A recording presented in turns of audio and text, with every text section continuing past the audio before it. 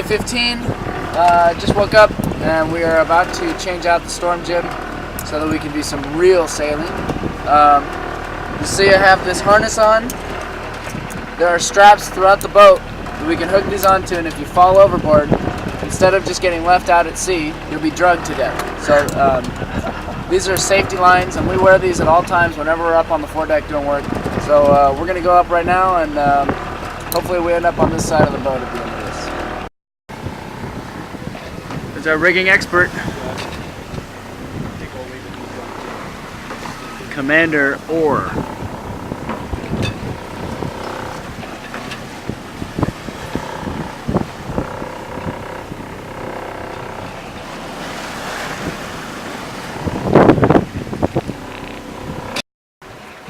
Day 15, still ocean all around us. We're getting now closer to the countdown. It's looking like we're going to get there in about, what did we say, 750 miles offshore. So we're going to get there in about 6 days, it looks like. So at this point, we're just playing the waiting game for the most part. So we're doing 5 knots right now, and yeah. Oh, also, in other news, we added a new member to the watch for the day watch. So that means that Mike and I, instead of having a 4-hour shift, now have a 3-hour shift. So that's good. That equals more sleep, more time for writing, reading, your alone time. So yeah, that's it. So countdown begins.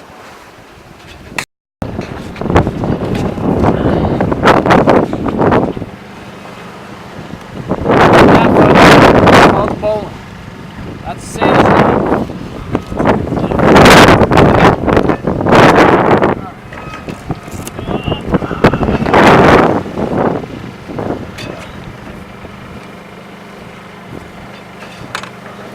it gets to be that this life at sea becomes all you know. And that's where I'm at. You just take it one day at a time. Just take it as it comes.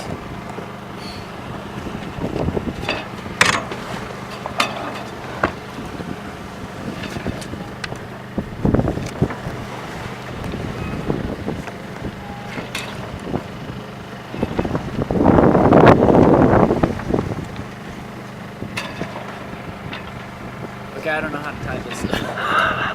Oh, that ain't gonna cut it.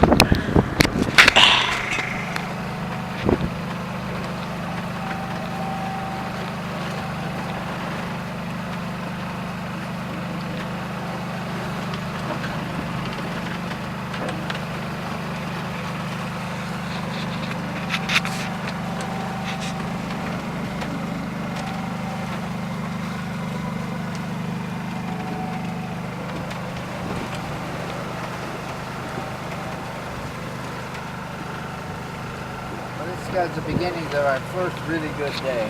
Why, finally, huh? Kind of over the heavy weather stuff.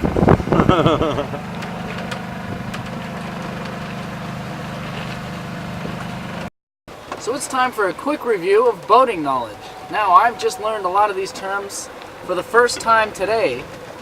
And I've been around boats quite a bit, but most of my experience has been bartending on boats and serving appetizers. So for me, on paper, I might be able to show that I've worked around boats quite a bit, but the fact is I really don't know much of anything about boats. So Captain Rick has given me quite a good vocabulary test, and I'm going to run you through some of the important vocab words on a boat. The floor of the cockpit is called the sole. You have stanchions, or the uprights. Safety lines. Back here in the back, this is the aft pulpit. This is the... Oh, hold on. This keeps you dry from the waves. You hide under it? You hide under it? You dodge the waves. It's called the dodger. Alright? You have 2 sails. You have your main sail and your jib sail. Let's see. The lines that control the sails are called sheets. They actually pull the sails in and out, kind of. And the lines that pull the sails up and down are called stanchions? Halyards. And these are not cranks. These are winches. And the things that crank on them are called winch handles. Which alternates as? Which alternates as what? Is a fish whacker. Oh, and the winch handle also works as a fish whacker. And I've done this to 4 unlucky fish so far. You know what I think their first mistake was biting the hook. Anyway, I'll keep you posted on more boating knowledge as I attain more. But that's about as much as I can fit in for one day. What kind of chick I look See at this now? here? This is just chicken shit. Captain Rick is shaving his beard, which defeats the whole purpose of the sailing trip. It's for men to get together and grow beards like this.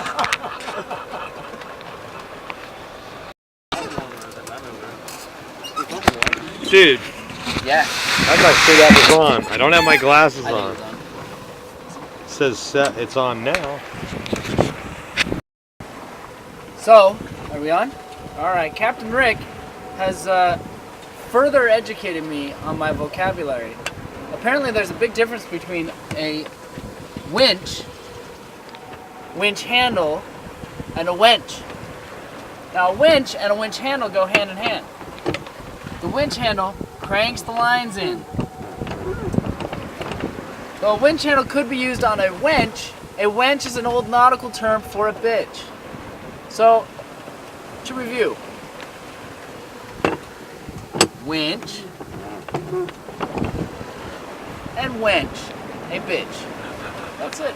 Thanks, class.